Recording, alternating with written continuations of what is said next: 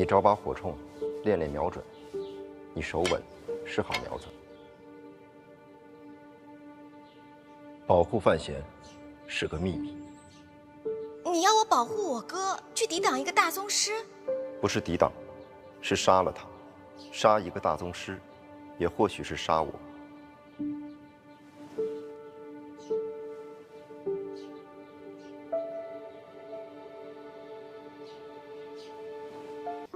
世上还有这种火铳？不一样，小姐带出来的。哪儿带出来的？神庙。神庙带出来的，还会缺主件？毁了。被谁毁了？这个你不用知道，你需要做的就是用它做好准备，保护范闲。然后呢？你能把它修好？不是我修。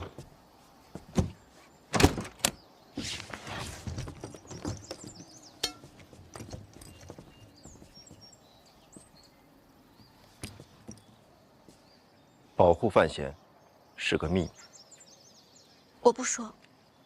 包括我哥吗？是的。为什么选我？在这个世界上，对你来说最重要的是什么？当然是我哥。这就是理由。哎，就这么走了？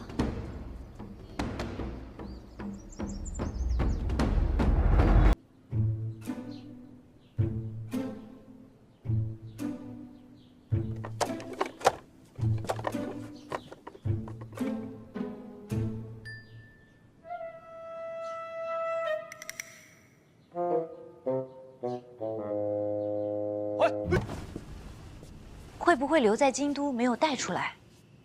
我亲手拿下马车放进房间的，这么大个箱子，怎么可能说没就没呢？箱子里是什么？神庙里的东西。神庙里带出来的，神兵利器吗？如果佩奇确实是绝世神兵，缺东西，主体没了，其他东西一样都没有少，唯独少了一个箱子，那说明对方至少知道它是什么。知道这东西的人可不多。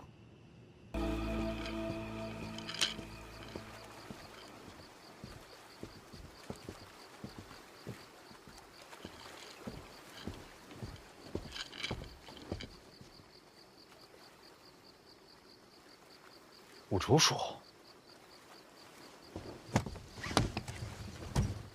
箱子是你拿了？跟我来。你一直坐在这儿就没人发现你？也是。你是谁呀？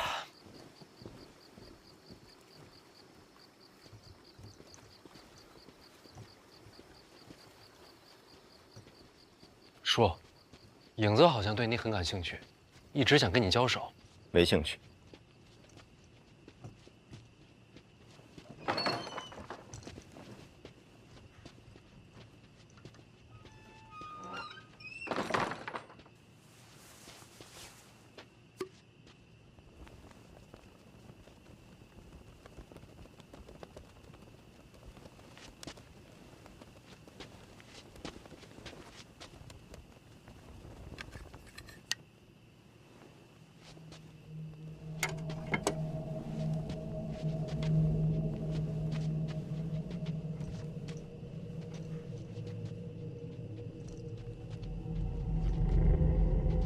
说，你到底在找什么？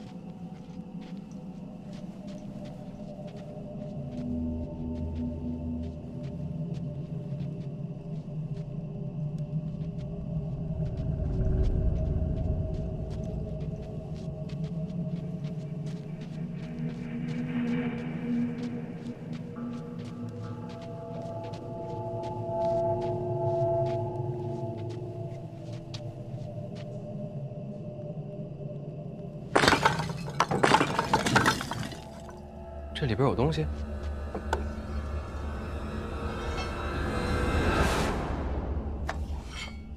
小姐当年苍山住过。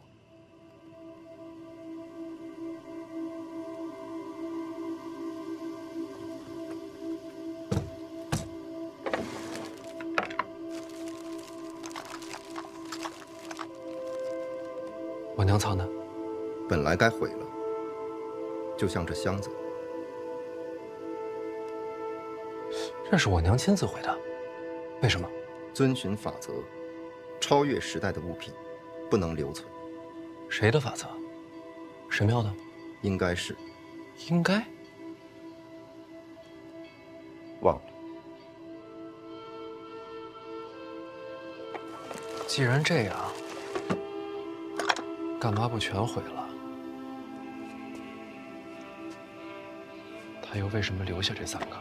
超越时代的物品，不能留给这重启的世界。历史进程不该被影响。但你不一样，你是个错误。错误？你既是这世界的人，同时又源自过去。你是错误，是故障，是未知变量，也是逻辑漏洞。这是小姐原话。所以我那些记忆，难道是来自神庙？不知道，我只是复述。小姐留给你的是一线生机，修好它，你拥有扭转命运的3次机会。怎么修？去江南，去3大坊。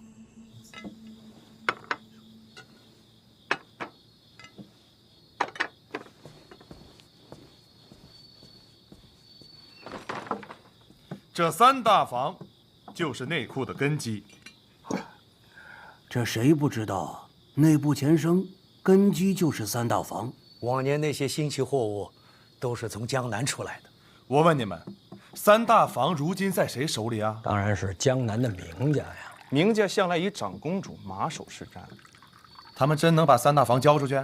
名家即便是富甲江南，也不能抗旨吧？抗旨是肯定不会。教什么？怎么教？这都是讲究。你我都是做买卖的，这还不明白吗？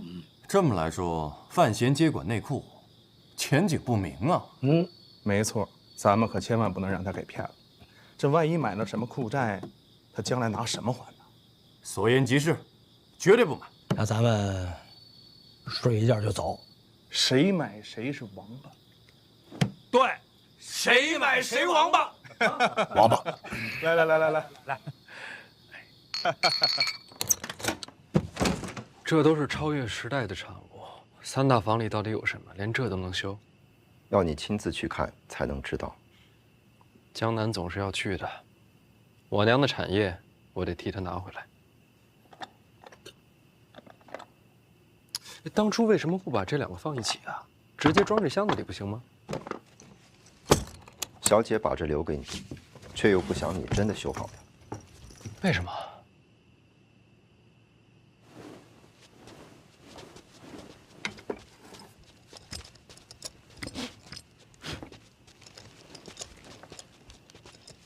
当神庙改变命运，未来亦将留下烙印。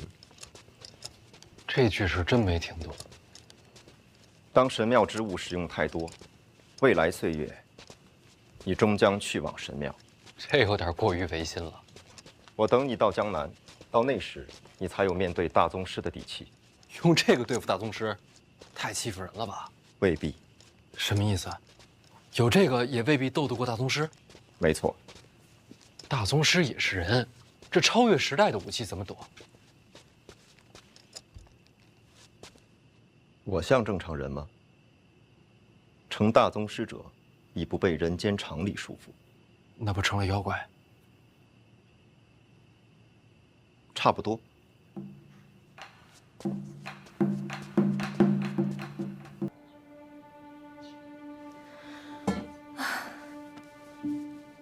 你找把火铳，练练瞄准。你手稳，是好苗子。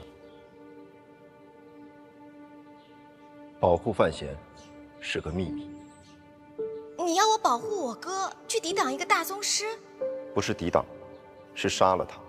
杀一个大宗师，也或许是杀我。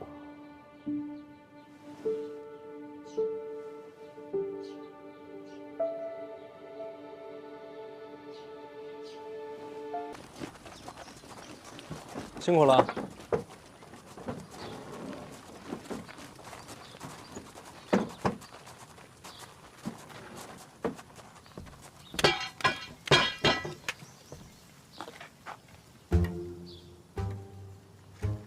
这是什么呀？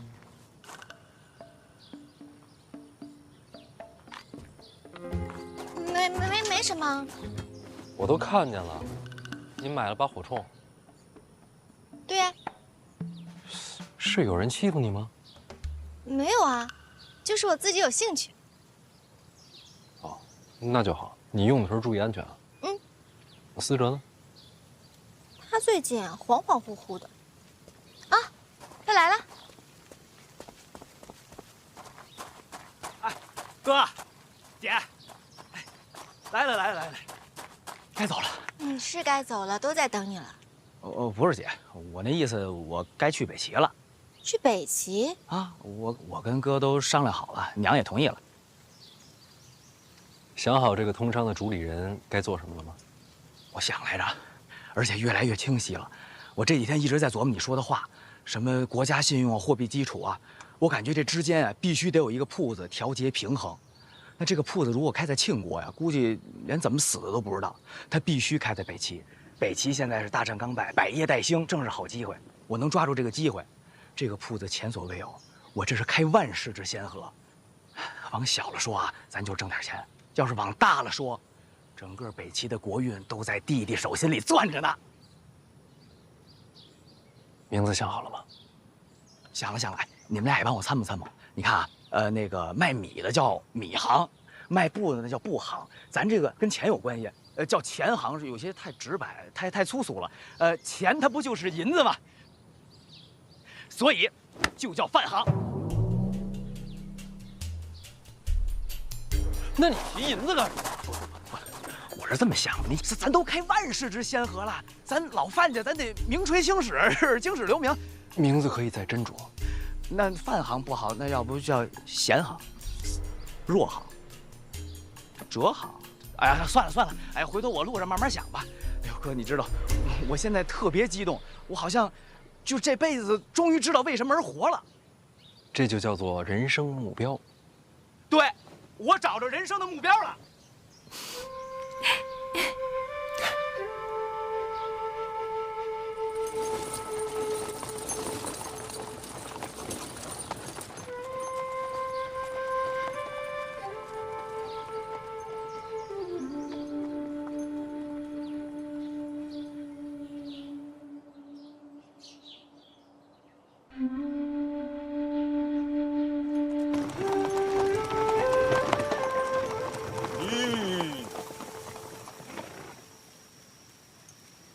大人，是禁卫。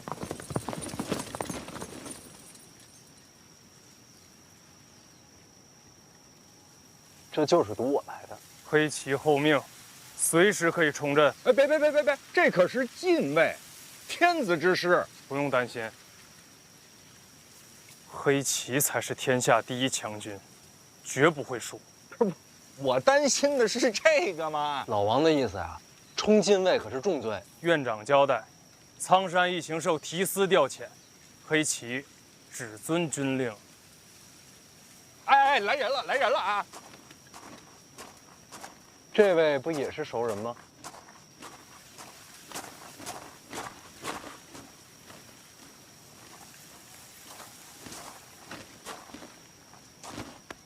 小范大人，好久不见。公统领值守大内，今儿怎么出城了？陛下有旨，出宫办差。那我祝公统领一路顺风。怎么着？要不我们给你让一下？陛下旨意，还请小范大人同行。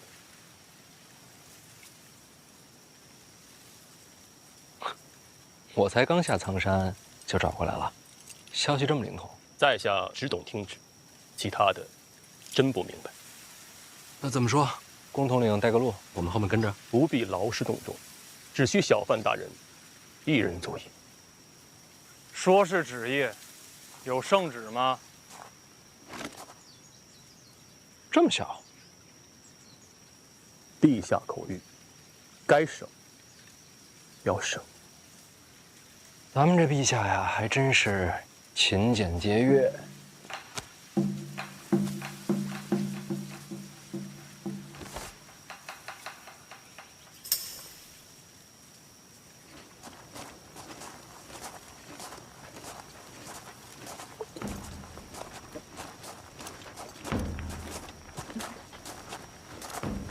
小范大人，请。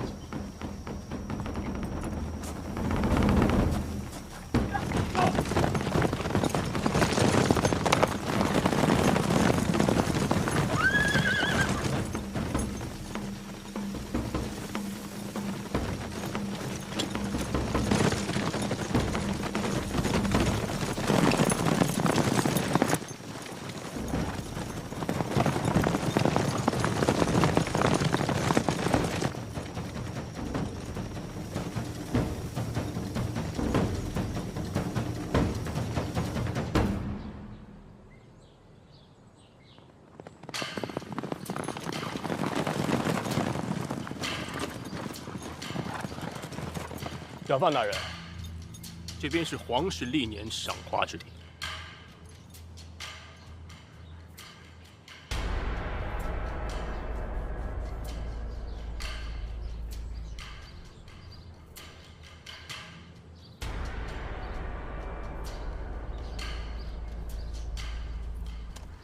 建于山崖，悬空而立，这便是传说中的悬空庙。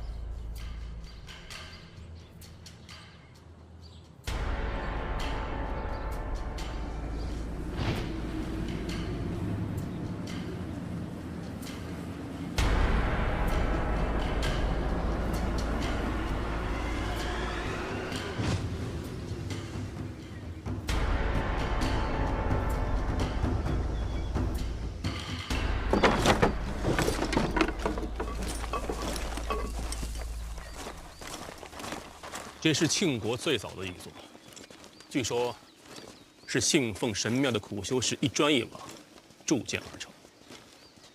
虽说，天下的庙都是为了供奉传说中的神庙，可只有真正的神庙，才是与众不同。这众生之力也很了不起。小范大人还是更看重人。当然。不然叫什么人间啊？过几日便是赏菊大会，咱们的差事就是把这些运到上面去。那我在这儿有什么用啊？陛下说了，这几盆你要亲自搬上去。这几盆有什么特别吗？在下不知，都是领旨行事。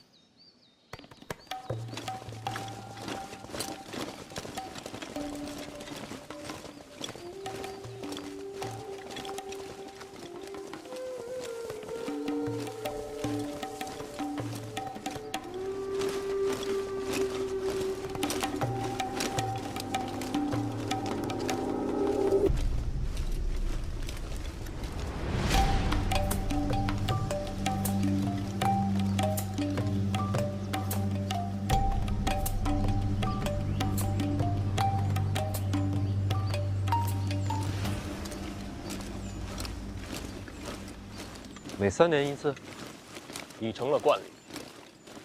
要是有人图谋不轨，这就是机会。那自然是层层严防，滴水不漏。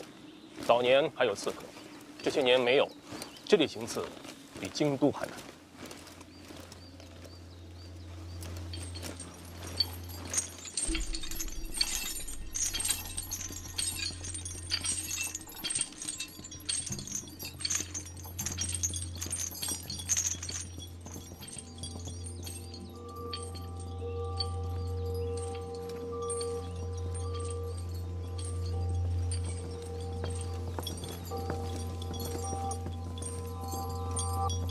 这些是？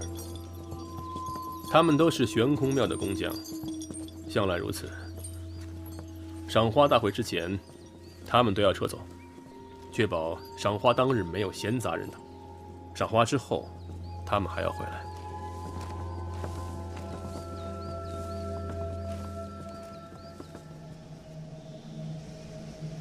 不用管他们，我们上去。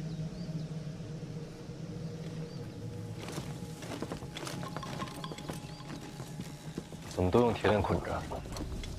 皇室重地，多加小心，总没有错。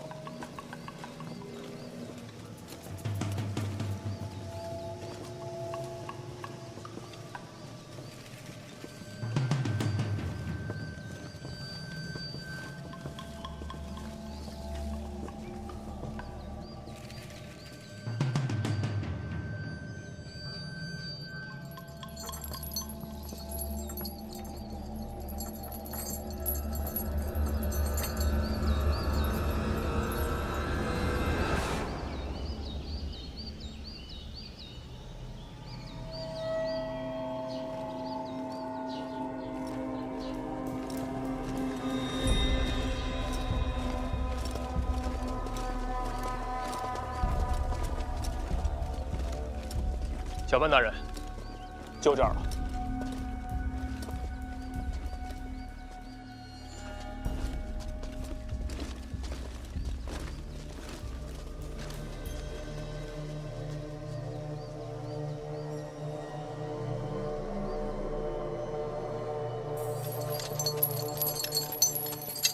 这些工匠能回家吗？小范大人，说笑了。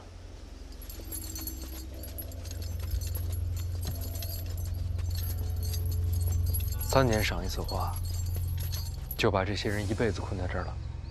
事关陛下安危，总得有人受罪。小范大人，还有什么要问的吗？没事了，先把差事办好吧。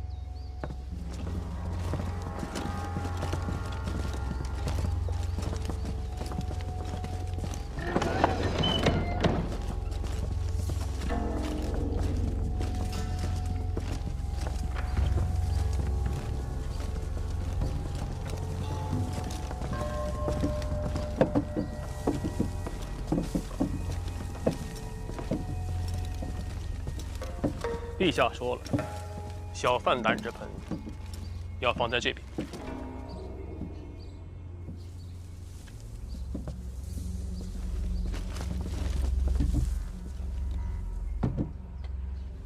就这差事，咱们这就回京都了。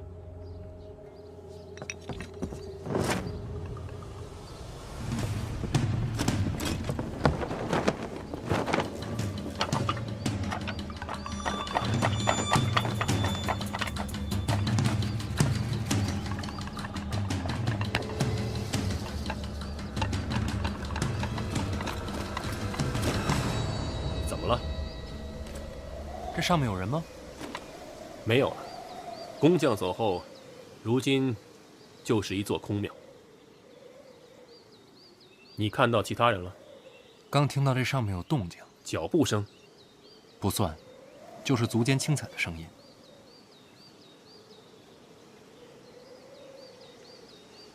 这也没有地方藏人呢，会不会是飞鸟停留？也有可能。放心吧。 我们走后，就是禁军入场，必定会上上下下彻查一遍，不会有任何隐患。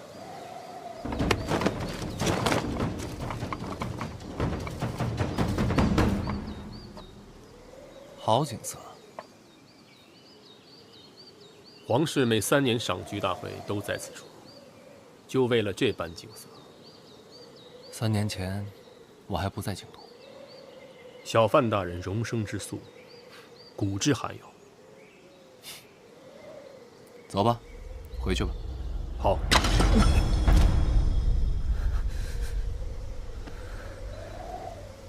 大人内息有些混乱。没事儿，我这功法有时不受控制，已经没事了。大人功法在下不便多问，但内息混乱，总之不是好事。 该问问你的授业恩师。没人教，我自学的。这能自学？说句实话，小范大人，陛下对你真是没得说。赏花大会等一个“臣”字，在下闻所未闻。小范大人前途无量。公统领客气了。未来可期，更要保重身体。功法的事，万万不可大意。多谢关心。小范大人未来可期，在下也想攀攀高枝。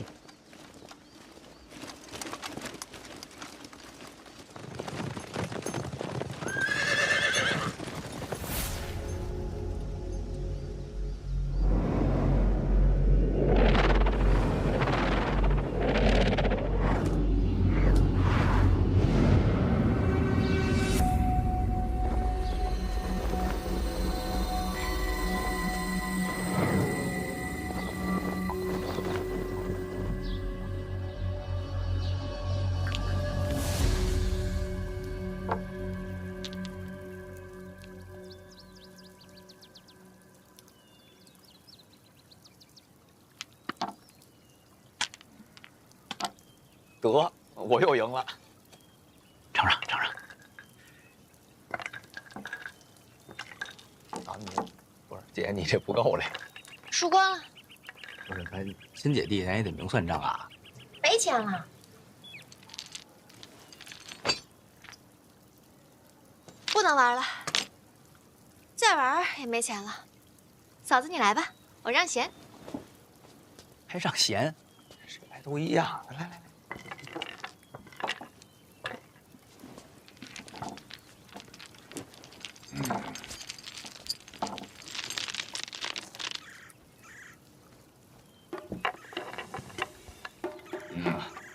媳妇，快！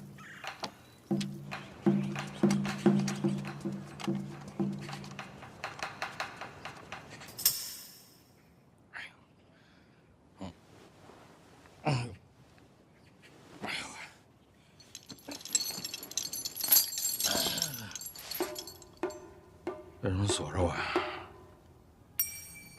给我松开！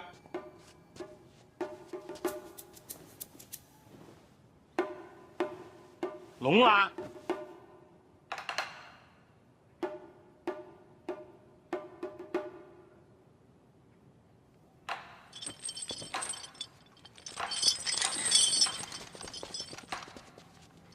小心我毒死你！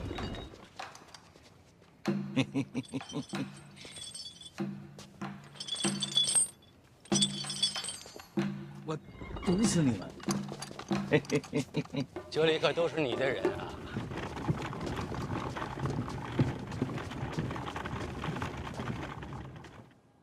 毒死了，舍得吗？院长，您甭管，看我怎么收拾这帮小子呢？这是我下的令，别难为他们了。您要惯我？趁热吃。为何管我？吃吧。是武大人对我动的手？这个年纪啊，吃饭行事都要有节制了。这回回京都，我只办一件事儿，追拿凶犯。可是我有点不明白啊。江南这个凶犯已经查到了行踪，回到京都之后就销声匿迹了，监察院也查不出线索来。是什么人在背后保护他呢？下回想吃什么，提前告诉我吧。院长，啊，您要干什么呀？给你送饭呢。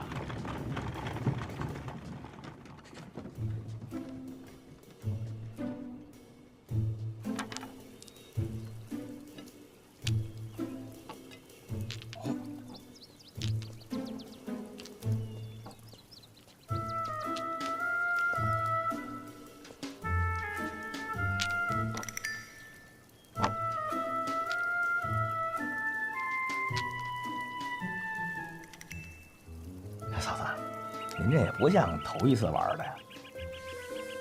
以前生病不能出门，总是自己给自己找点东西玩。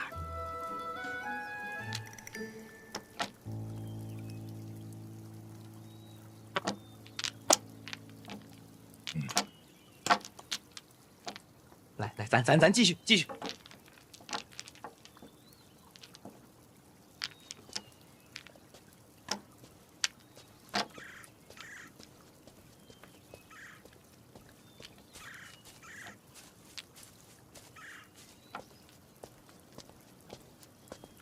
这是怎么了？范思哲一早回来，去跟爹道别，说是要北上。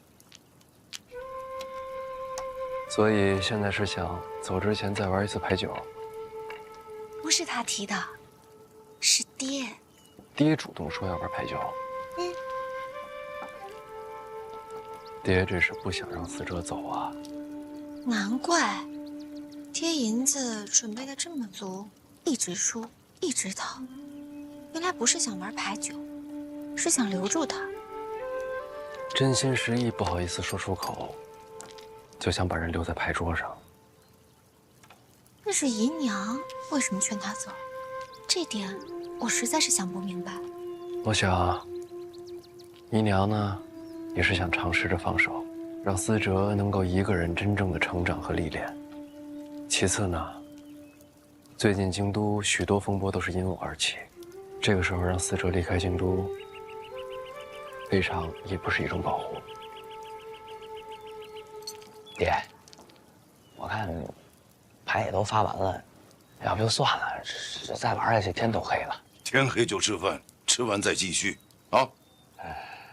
饭也别吃了，我还得赶路呢。不着急走，早晚得走啊。磨练过了，哎呀，就够了。孩子长大了，有自己的主意，就让他去吧。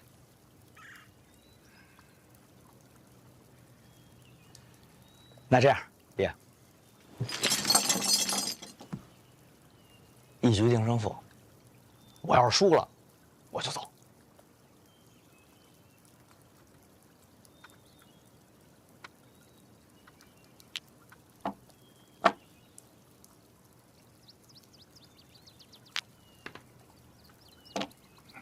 得，那您二老这又出局了。那这场还是得看咱俩。怎么个说法？刚不说了吗？我就玩这一把，这把我要输了，我可就走了。你输了你就走，那赢了，是不是还继续？那咱先赢了再说呗。而且赢了也没法玩了，你几位也没银子了。别，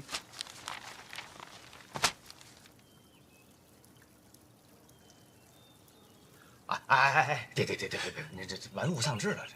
上次离开是为了避祸，现在没必要了啊。你这次回来确实长大了不少。我跟您说实话，我之前挣钱呢，是为了给您看的。我就是怕您觉得我是一个不中用的儿子，我就想着能让您骄傲一把，我就想着干点什么能让您看见。我看见了。但这次和以往不一样，这次其实我是为了我自己。我想在北齐开一个前所未有的铺子，想让北齐的国运和财富相连。所以这一次，我其实是想追逐我自己的梦想。思哲是真长大了。好吧，就照你说的，一局定输赢，输光换人。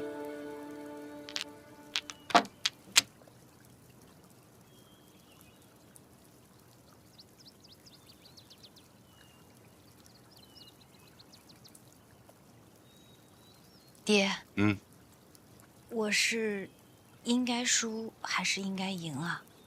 哎，嫂子，你这不尊重对手了？你这赢跟输是你说的算了吗？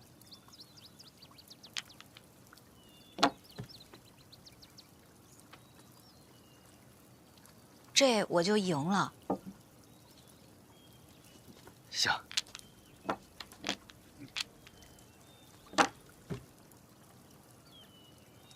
这我就输了。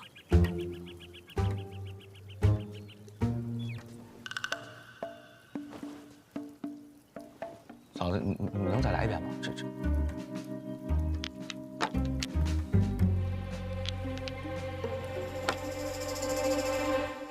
哎呦，嫂子，这是戏法儿，你这是？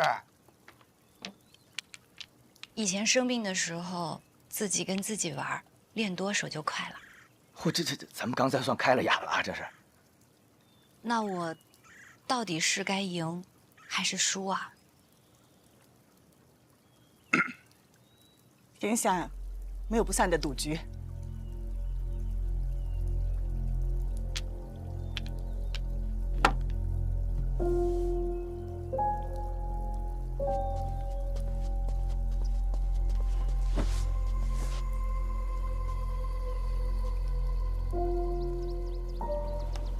爹，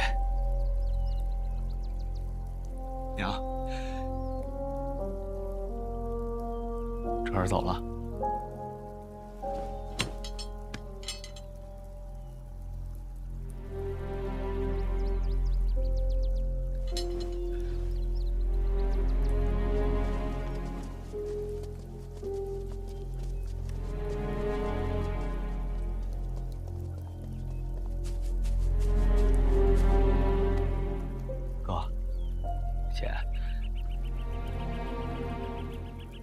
爹和娘就拜托你们了。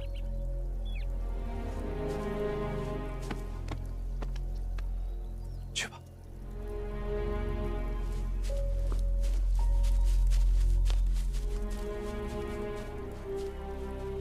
哥，我嫂子那招，我回来你让她教我啊。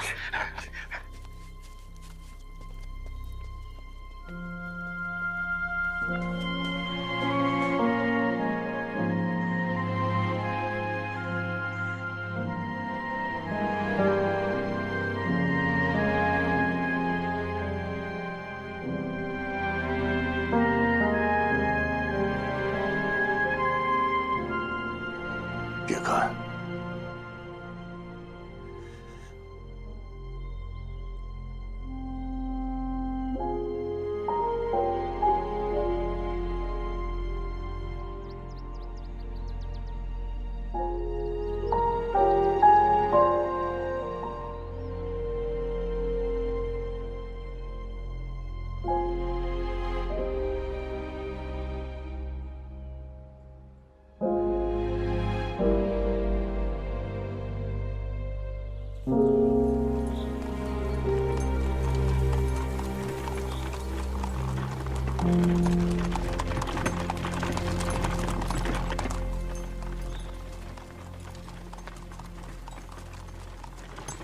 什么情况？哎，大爷，怎么堵成这样？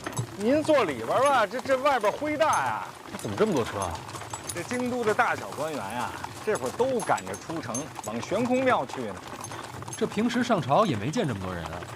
上朝的时候，那是分等级的啊。这低级官员呀，都没资格去上朝。而这上朝的官员吧，有些也都走着，他不坐车，路上啊，正好还能吃个早点。可是这要去悬空庙啊，大小官员都得坐车，所以就挤成这样了。上朝不是都有资格，赏花就都能去了？天下同乐嘛，当官的都能去。这话说的，天下都是当官的，老百姓呢？老百姓当然就不能去了。天下同乐，草民不算。有这当官的呀，替他们乐，连乐都得别人替吗？要不怎么叫父母官呢？这操心的事儿啊，太多了。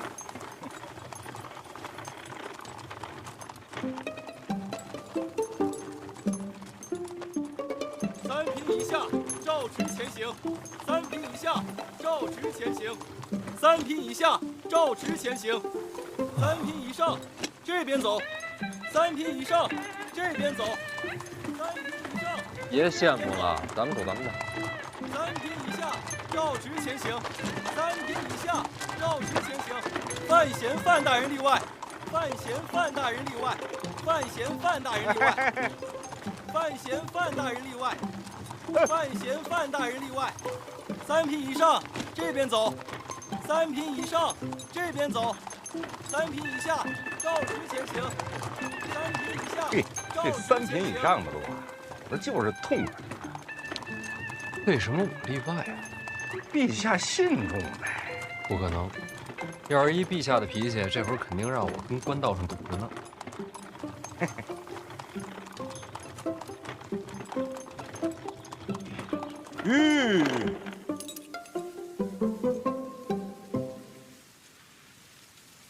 快，这朝着不对啊！对，大人别慌啊！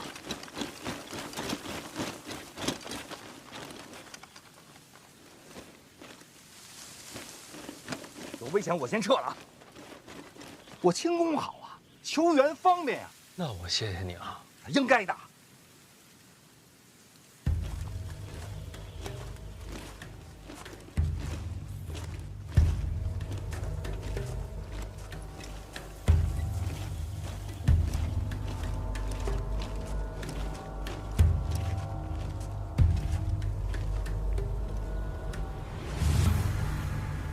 小范大人，久仰大名，我是叶仲。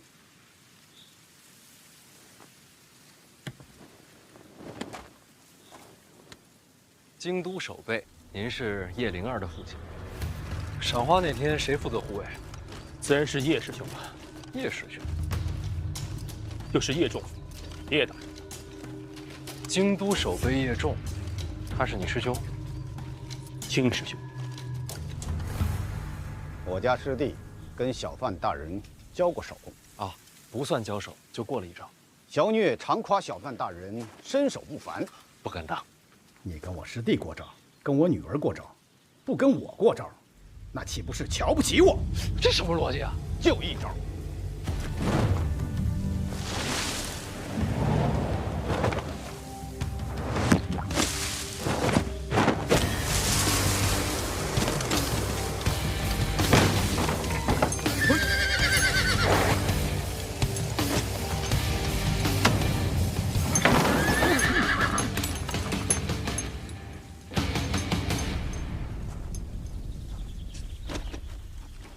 不错呀，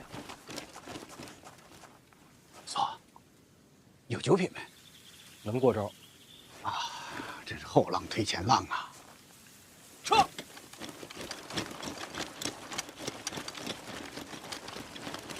叶大人专门找我，就是为了试一招。借一个。你，啊，一边待着去。啊。范大人，今日悬空庙，麻烦您多照看些。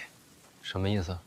陛下有旨，我等禁卫不得打扰赏花兴致，所以悬空庙方圆数里戒备森严，反而悬空庙内只有宫内守卫把守，人手不够啊。叶大人是觉得会有刺客啊？那倒不会，就是心虚。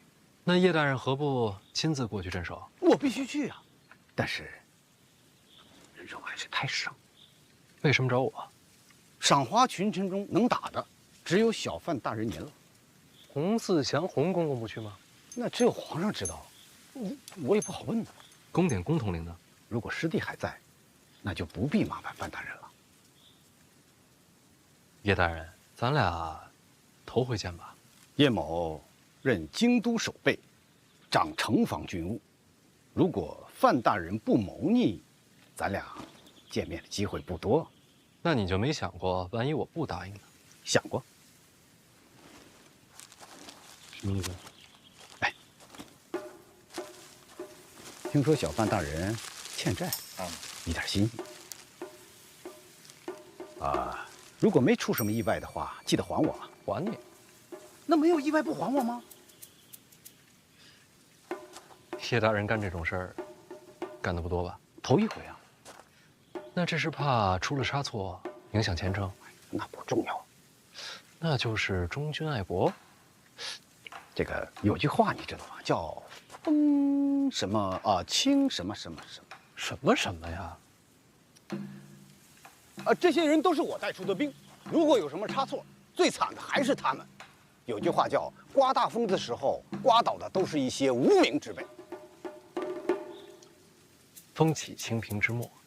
哦，对，对，就这句。这句不是这么用的，差不多就行。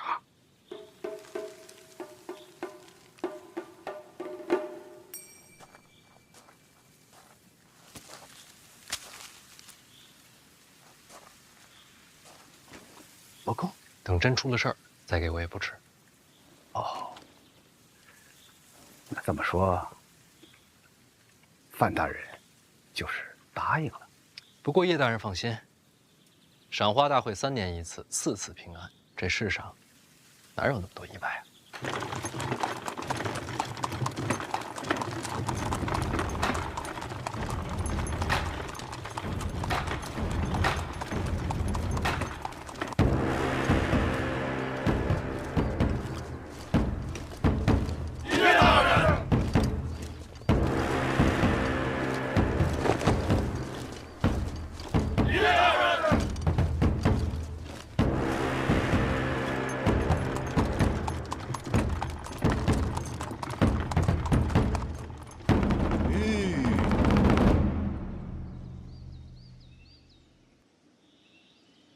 大人，咱到了啊。行，这地儿停了吧。不，咱不是要进庙去赏花吗？懒得凑那热闹。再说了，站那么高，赏的还是花吗？不赏花，赏什么呢？哟，小秦大人，小范大人，令尊呢？嗨，家父宁愿在家午睡。嗨，范尚书上去了。应该是吧？哦，那应该啊，在内层。你怎么知道？陛下在最高那层，下面每一层各按官职爵位分排，井然有序，绝不会错。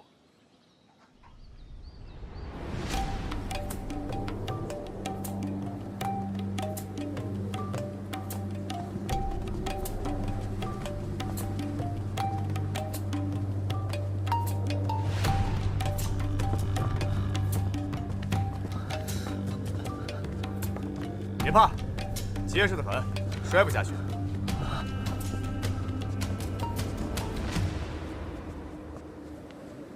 大哥，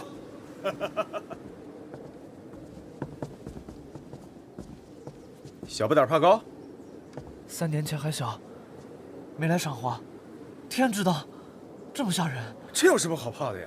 你看我，哎，站得高才能看得远，才能有居高临下的感觉嘛。来，我不敢。哎，人各不同，不是所有人都想像太子殿下一样，总想着往高站。二哥也怕高？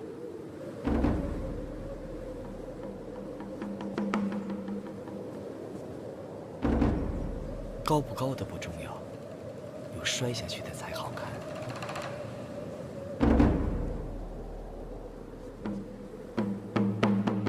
只要我站得够稳，没有人能让我摔下去。是吗？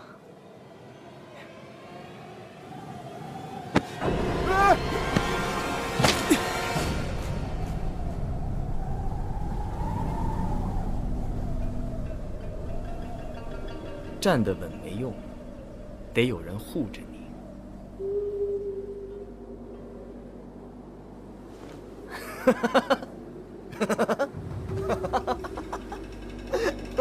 怕了。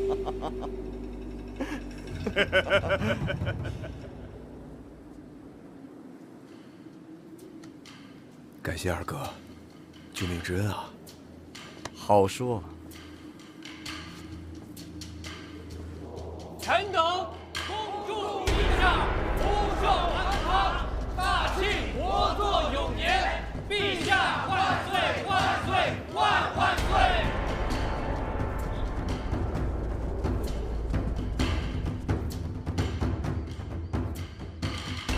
这人跟人呐，一层一层分的是真清楚，分的细才有机会往上嘛。就像小范大人说的，站那么高，赏的就不是花，而是这攀云之路，登天高台。大人，那走水了，走水了，走水！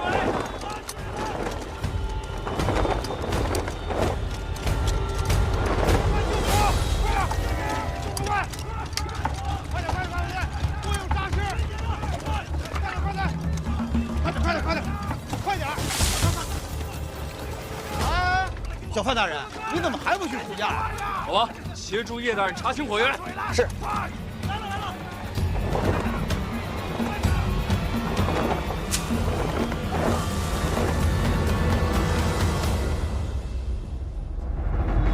陛下，臣范闲求见。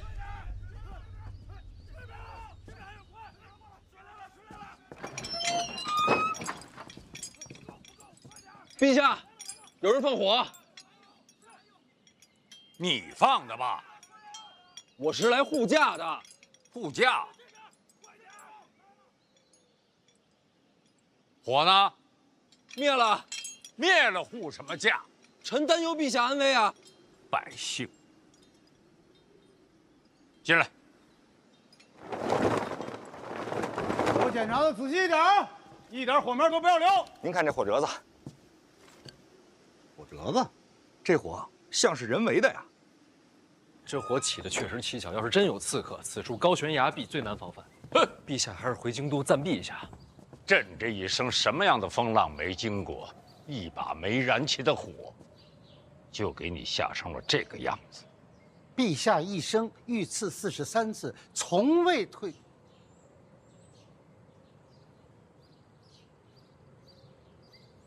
所以陛下今日旨意还是不退，还不服啊？完全不服。你这是抗旨？不是我想抗旨，遇到今天这种情况，在场各位都想抗旨。我没有。陛下是庆国之主，也是万民之主，一人身系天下安危。如今悬空庙有自杀风险，陛下下旨不退，这旨意我等要是接了，才是对陛下忠诚不绝对。所谓忠臣，就是即便抗旨。 也要护陛下周全。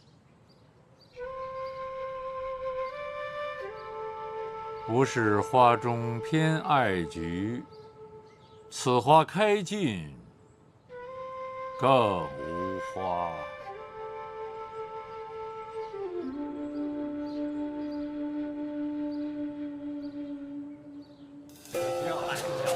壮观呐！ 行了，哎呀，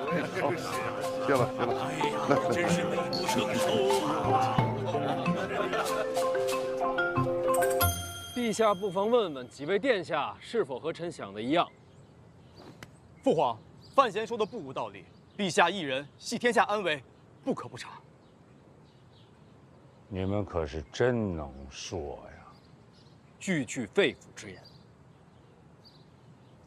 奇怪，范建。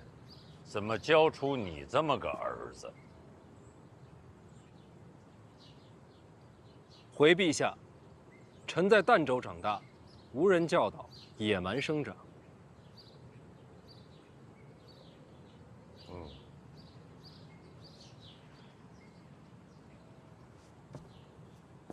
你前半生受了不少苦，但是你自打到了京都，可谓是意气风发，所以。 长辈不欠你什么，陛下说了算。好了，别再摆朕的兴。今天是个好日子，吃酒赏花。来，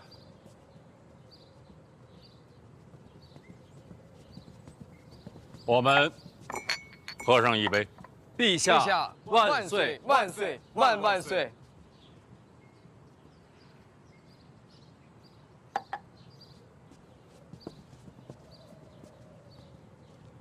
朕把李承泽禁足了半年，满意了吧？我哪敢？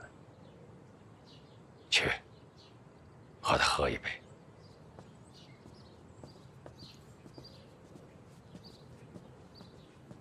殿下，你我之间不是私怨，该满意的也是国法，并不是我。你我之间总要做个了结，等着那一天，来日方长，指日可待。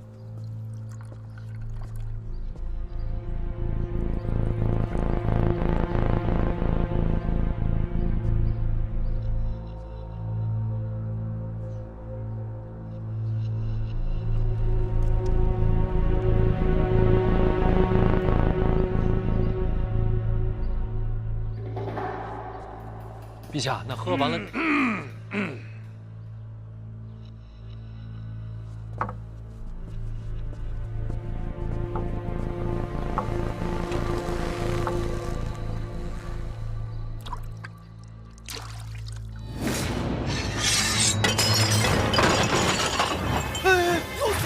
护陛下！保护陛下！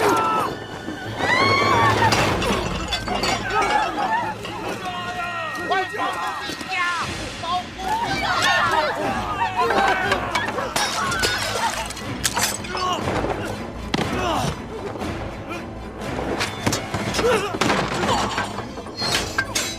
陛下！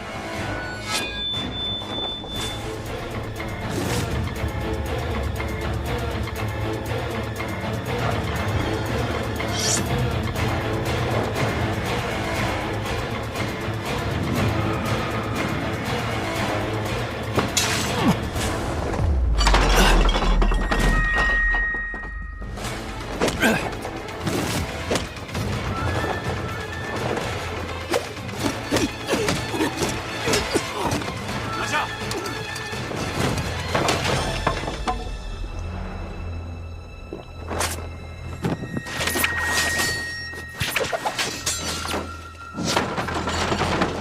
听说四顾剑有个弟弟自幼离家出走，抓着他，我倒要看看这兄弟二人是不是痴呆之徒。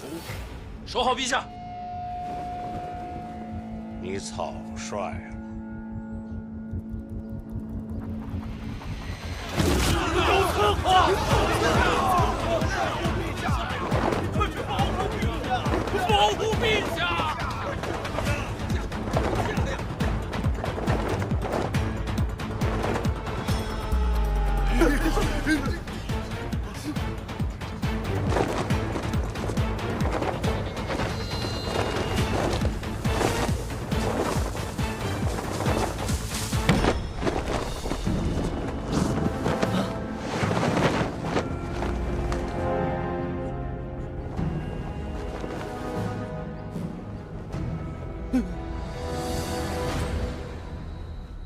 陛下，陛下，怎么范闲一个人追过去了？你怎么不关心朕的安危啊？